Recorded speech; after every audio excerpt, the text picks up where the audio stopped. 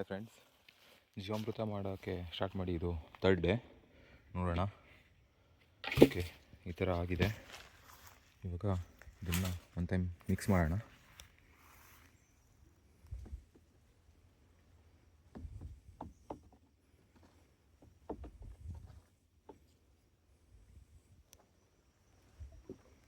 Full mix ಮಾಡಿಬಿಟ್ರೆ ಸಾಕು.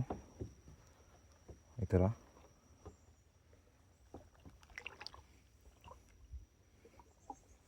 ಸಖತ್ ಸ್ಮೆಲ್ ಬರುತ್ತೆ, ಅಂದರೆ ಚೆನ್ನಾಗಿರೋ ಸ್ಮೆಲ್ಲಲ್ಲ. ಸೊ ಇಷ್ಟು ಮಾಡಿದರೆ ಸಾಕು. ಇವಾಗ ನಾಳೆ ಮತ್ತೆ ಇದೇ ಥರ ಮಾಡಿದರೆ ಆಯಿತು. ಡೈಲಿ ಒನ್ ಟೈಮ್ ಮಿಕ್ಸ್ ಮಾಡಿದರೆ ಸಾಕು. ಈಗ ಮತ್ತೆ ಮುಚ್ಚಿಬಿಡೋಣ. ನೋಡೋಣ, ಇನ್ನೊಂದು 4 ಡೇಸ್ ಮಾಡ್ತೀನಿ.